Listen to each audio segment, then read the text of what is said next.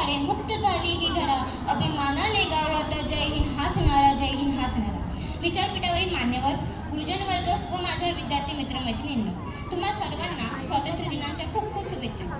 तर मित्रांनो, आजचा दिवस उजळला तोच मुळी एका वेगळ्या ऊर्जेने, एका वेगळ्या अभिमानाने. 15 ऑगस्ट हा दिवस म्हणजे केवळ कॅलेंडरवरची तारीख नाही, तर तो आहे कोट्यावधी भारतीयांच्या हृदयात धगधगणारी एक ज्योत, स्वातंत्र्याची ज्योत.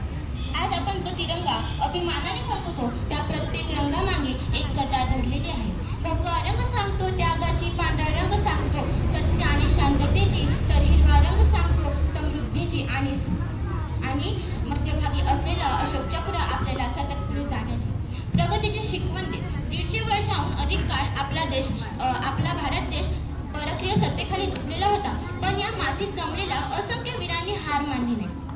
टिळकांनी स्वराज्य हा जन्मसिद्ध हक्क आहे असे ठामपणे सांगितले. गांधीजींनी सत्य आणि अहिंसेच्या मार्गाने संपूर्ण जनतेला एकत्र आणले, तर चंद्रशेखर आझाद, भगतसिंग यांच्यासारख्या तरुणांनी क्रांतीची मशाल पेटवली. आज आपण स्वातंत्र्य या सर्वांच्या एकत्रित प्रयत्नातून 15 ऑगस्ट 1947 रोजी आपला भारत देश स्वतंत्र झाला. पण मित्रांनो, इथेच कथा संपत नाही.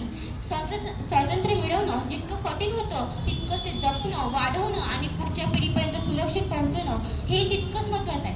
आज आपण स्वतंत्र आहोत, पण खऱ्या अर्थाने आपल्याला सक्षम होण्यासाठी शिक्षण, शिस्त, संस्कार याची कास धरावी लागेल.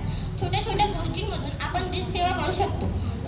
परिसर स्वच्छ ठेवणे, वडीलधाऱ्यांचा आदर करणे, प्रामाणिकपणे अभ्यास करणे या साध्या सवयी उद्याचा सुजाण नागरिक घडवेल. आज आपला भारत देश अंतराळात झेप घेतोय, डिजिटल क्षेत्रात देशाला जगाला मार्गदर्शन करतोय.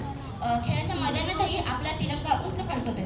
ही प्रगतीची गाथा अशीच पुढे नेण्याची जबाबदारी आपल्यावर, म्हणजे या देशाच्या भावी पिढीवर आहे. चला तर मग आजच्या या पवित्र दिनी आपण मनोमन एक प्रतिज्ञा करूया. आपण केवळ या स्वातंत्र्याचा उपभोग घेणार नाही, तर त्याचे खरे रक्षक आणि वाहक बनू. शेवटी मी एवढंच म्हणते, आओ झुककर सलाम करे उनको जिनके सीने में ये मुकाम आता है, खुशनसीब होता है वो खून जो देश के काम आता है, जो देश के काम आता है. धन्यवाद.